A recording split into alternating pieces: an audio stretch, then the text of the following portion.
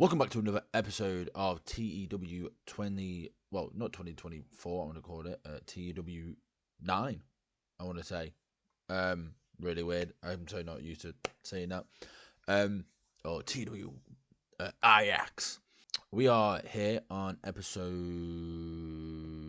10, I'm pretty sure.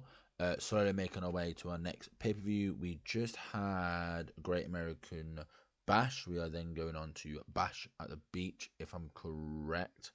I hope I'm correct. Try to remember these order pay-per-views sometimes really fuddles my main a little bit. But things have been going up and down. We'll kind of see how it goes. Like, it's a very much building process altogether. But I'm hoping when we start getting to the end of the year, we have a lot of people coming back into the game, like Mysterio, Flair, Hogan, Sid Justice, Chronic even comes back as well. Like, loads of them kind of come back into the game a little bit where I can start using them. And hopefully as I get through the game, people's contracts will be free and stuff like that. So hopefully that will help out a little bit as well. So let's jump straight into this episode. So we start with Shane McMahon coming out to start and announces WCW's newest signing, Davey Boy Smith. Davey Boy Smith goes to talk, but is very quickly interrupted by Buff Bagwell, who claims this is nothing. Davey Boy Smith is just a pop. He's an old man. He's an ex-WWF guy. He's here, but he can't hang. He can't hang anymore. And Shane McMahon goes to talk, but Davey Boy Smith stops him, and Davey Boy Smith then throws out a match against Buff Bagwell for right now to start Nitro. And Buff Bagwell is overconfident and accepts that match. On this, we got 55, 58 on the first one, 53 with Buff Bagwell. Buff Bagwell probably let it down, but maybe with his promos as well. Probably Shane's promos helped that first bit out. Victor personal issues, that isn't great, but we'll see. Then on to the match for 49. What isn't great, 44 from Davey Boy Smith, 45 from Buff Bagwell. Davey Boy Smith defeats Buff Bagwell in 8 minutes at 47 by pinfall with a running power slam. Just a little match to start, seeing how Davey Boy Smith goes. Buff Bagwell's kind of there in a minute. Like, I don't really have plans for Buff. I've never been the biggest fan of of Bagwell, so I'm never too bothered what to do with him. So he's kind of just there as a cocky heel for me, like very mid-cardy, like sort of thing. I haven't really got too much of a plan for him. But we go post-match for a 46, where as Davey Boy Smith is celebrating his win, suddenly Tammy Snitch, known in WWF as Sunny, appears on the entranceway, and it just kind of throws off Davey Boy Smith a little bit. And all that happened is the two just kind of look on at each other, with Davey Boy Smith having a confused look on his face for a 46. Something a little bit different. Why is Tammy Snitch here? Why is she looking down at Davey Boy Smith? We do not know.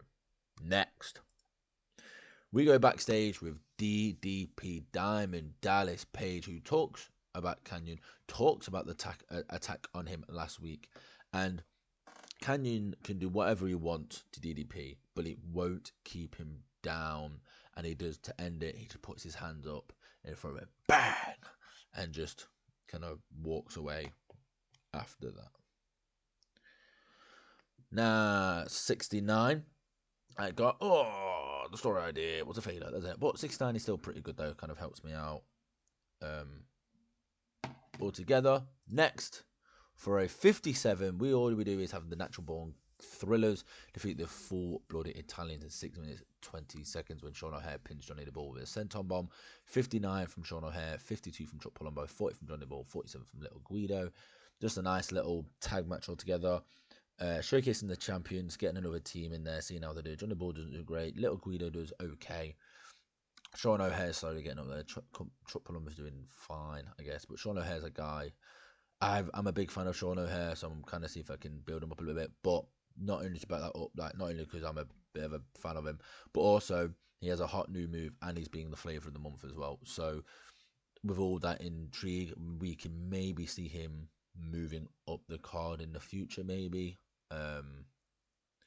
We'll have to see. Like, these are now the pinnacle of my tag team division at the minute. Like, Not even the Road Warriors gets close to him. So it's kind of finding out what the tag division is, who is in the tag division, what teams I do have, and what I need to kind of sort out altogether. 57 is okay. But post-match, as the natural born through, as I said right away, of course they get attacked by Team Canada. The beatdown finishes when Chuck Palumbo and Sean O'Haire are hit with the tag titles, and then Lance Storm gives Chuck Palumbo a super kick, while Mike Awesome gives Sean O'Haire a powerbomb. Really, really making a big statement from Team Canada. I need to call them Team Awesome. Team Canada here, making it very, very obvious who they're after and what they're going to do to take them titles for a 51. Then we had for a backstage interview with WCW Cruiserweight Champion Shane Helms. How he talks about the Ryu Syndicate attack on him. How Helms is confident that it doesn't matter what they do to him, he will hold on to this Cruiserweight title. And Billy Kidman kind of walks in and tells Helms he wants a title rematch. He feels, yeah, you won that match, but I feel like you don't have the best of me. Like now, all this, I want that title match. Helm goes, you can have the title match. He agrees to the title match, but he wants, he wants the Ryu Syndicate dealt with first. And Kidman understands, and it seems like there's a little bit of a mutual agreement between the two to team up for now against the Ryu Syndicate, and after that they can get back to fighting over that Cruiserweight title. 42. Next, we go in ring where PG James defeats Kiwi in 4 minutes 43 by pin for the pump and drop. Kind of coming back off what happened last month for the backstage segment. 59 from PG James, 40 from Kiwi. This is nice little match. Just giving PG James a win. Kiwi. So I did a little bit of research on him, and I wasn't. I didn't mind his original stuff, what he was doing, where he was like the over the top flamboyant, like stylish sort of character. I didn't mind that, but this Jekyll and Hyde gimmick is not. I saw that. I'm not really a fan of it at all, to be honest with you. So we'll see what we do with him in the future. 50 altogether, just a nice match to cover with you as well. Just put PG James over. So I was doing, but 59. For now, it's good until we can start bringing better wrestlers in. We'll be all down to where we kind of go on a card. But what the idea is, I'm going to get to the end of the year with whatever wrestlers, like whatever decent good wrestlers I can sign, and I can really look at the scale of who's where on my card and where I want people and where I need to push them all as well. Next, we go backstage where Davey Boy Smith is being interviewed about being in WCW and what his plan is. But before Davey Boy Smith can go into much further, he's attacked and beaten down by Chris Candido. If I'm correct, he was in a match with RVD the last episode as well, sadly losing in that for a 45-41 in part 1, 48 for part 2. Basically, so it's Tommy Cinch and Chris Candido sort of thing.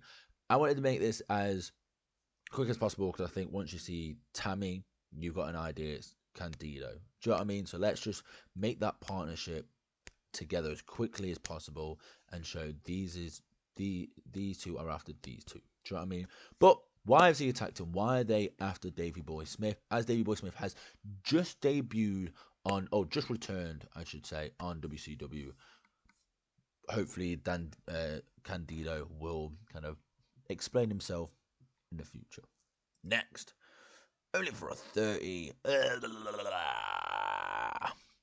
Air Raid, AJ Styles, and Paris, as his name's right there. Defeated Kid Romeo and Elix in 5 minutes 49 when AJ Styles pinned Kid Romeo with the Spiral Top 30. Not great. Cooled down a little bit. Failure as well. Doesn't help. A broken wrist from Elix Skipper was not great. But we got a 56 from AJ Styles, what's really, really good to see. We got a 33 from Air Paris, a 42 from Elix Skipper, what's not bad, and a 37 from Kid Romeo.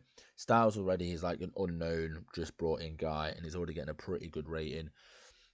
Styles is a guy for at least now. I'm not sure yet, but the idea is I want to get the Cruiserweight division back to how it was at one point, where the title would kind of just drop whenever between 4 and 6 wrestlers. The belt could drop between any of them, and someone might have a week-long reign, somebody might have a month-long reign. Like it legit just you never know when the title is going to change, sort of thing. And that is my plan for the future with the Cruiserweight title.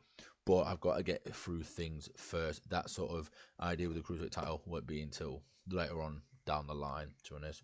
So, nice little tag team match. Together, basically ending their storyline altogether. Next. Yes, I know we've got broken wrist. We go backstage with Juventud Guerrera, where he talks about his pay-per-view match against Booker T. What is for the WCW World Heavyweight and United States title. And Juventud is very, very sure that he can win. He believes he has the best of him to become the champion, become basically the new face of WCW.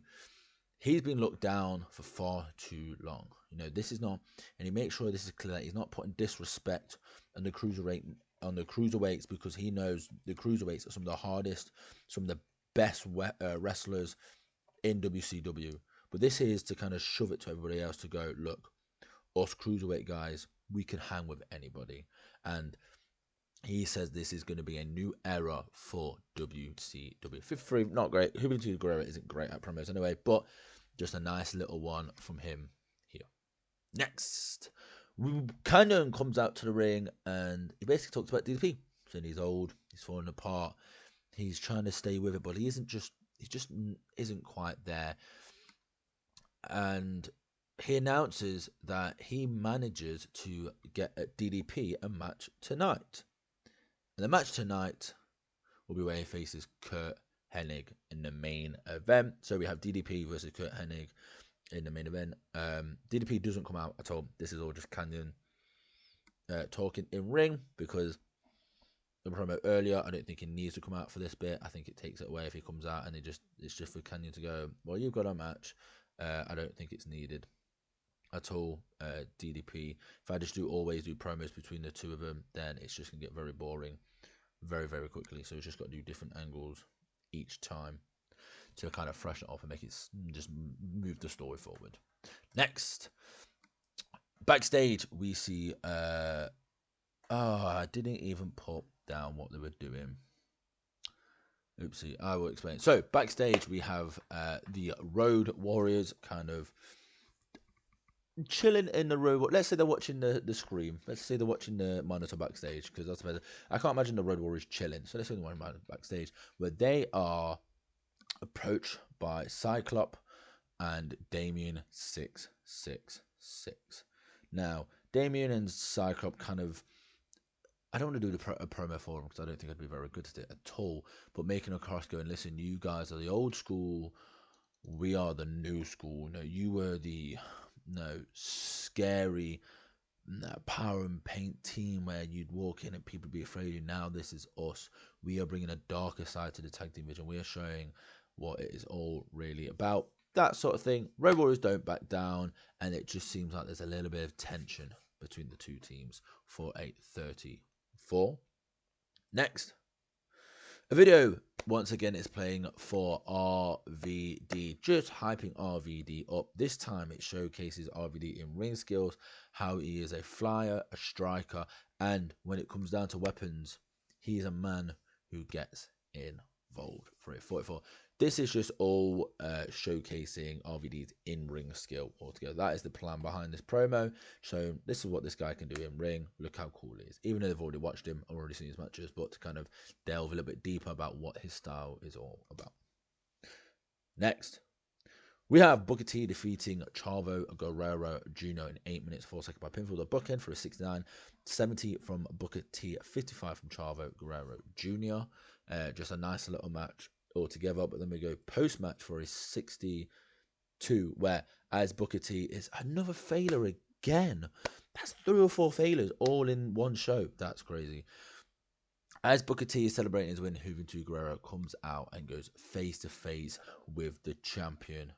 And as they face to face, Juventud just shoves Booker.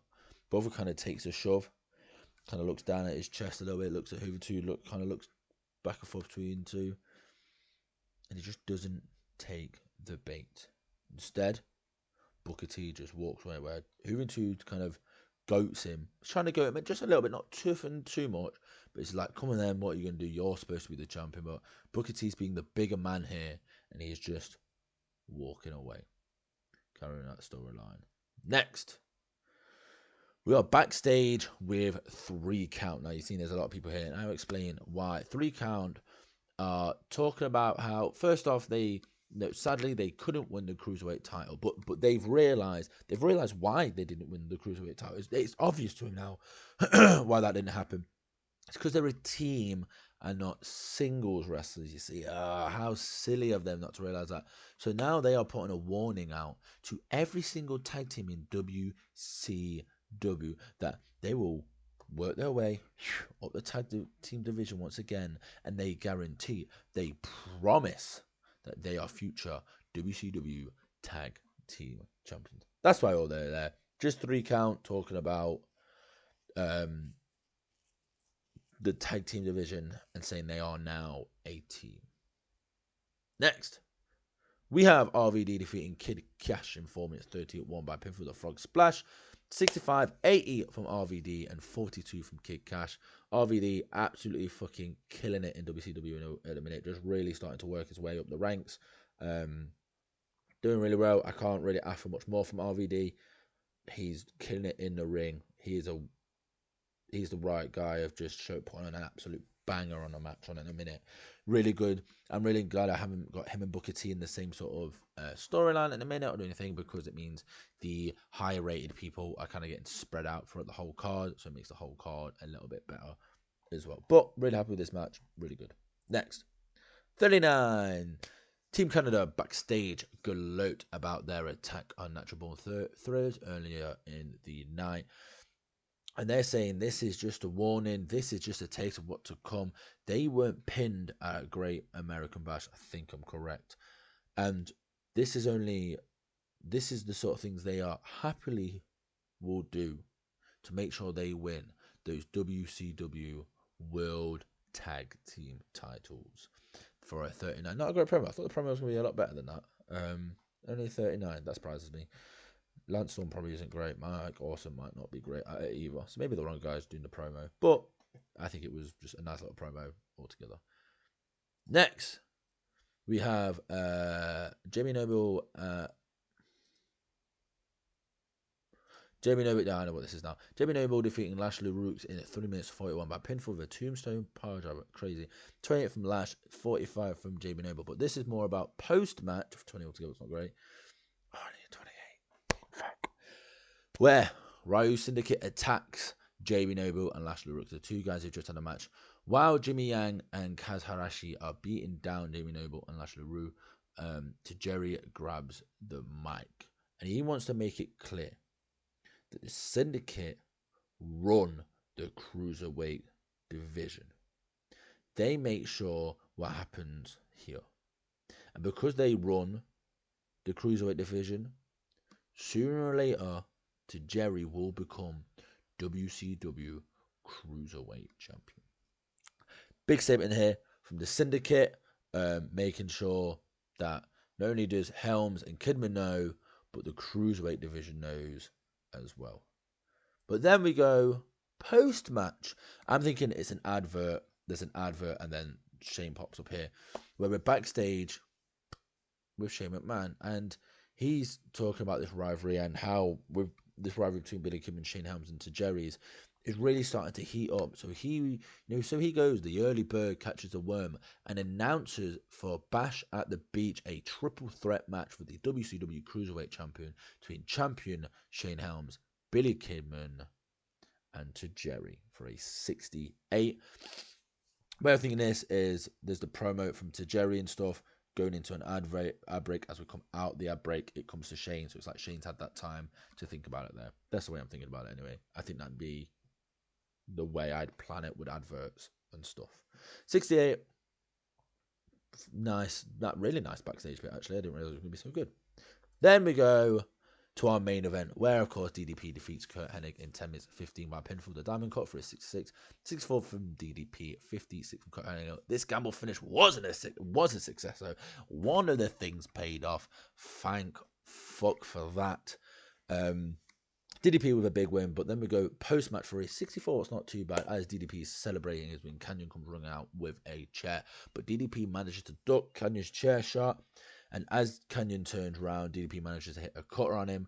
And then as Canyon takes the cutter, he bounces back to his feet to the ropes. And DDP clotheslines Canyon out of the ring, with DDP standing tall with a big bang to end Nitro getting a 6-7. Do you know what? I'm fine with a 6-7. Mid 60 upwards, I'm pretty happy with. I think it was an alright show altogether. Starting just to fit, it's just kind of bringing people in and seeing the cards I'm dealt with, and because like I'm going to see who like WWE release as well at some point by like in the end of the year, and people who are around and just trying to get seeing how people do in ring as well. Like bringing RVD in was a great choice. He's absolutely fucking killing it. I don't really want to do a women's division right now.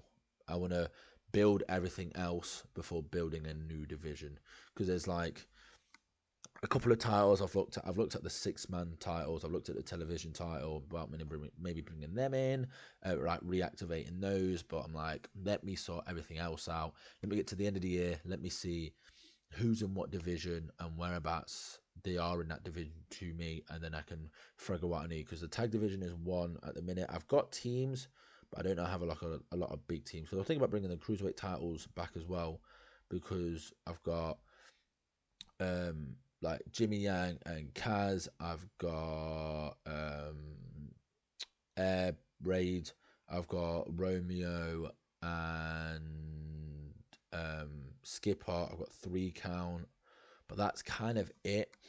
So I was like, it's one face team, 3 heel teams, and there's just not a lot of things to breathe. I might bring it and try and revive it in the future, but the thing is like with someone like AJ, where I want to kind of start pushing him to the cruiserweight title, like end of this year, going in like end of 2001, going into 2002. I just don't see any point bringing the cruiserweight title in, so I don't think there'll be much point. But enough of my random millions. I hope you enjoyed. I've picked up with it a little bit. We'll see how long this lasts, but just bear with. I will upload when I upload, and just keep following, please, because that will be much appreciated. See you in the next episode. Goodbye for now.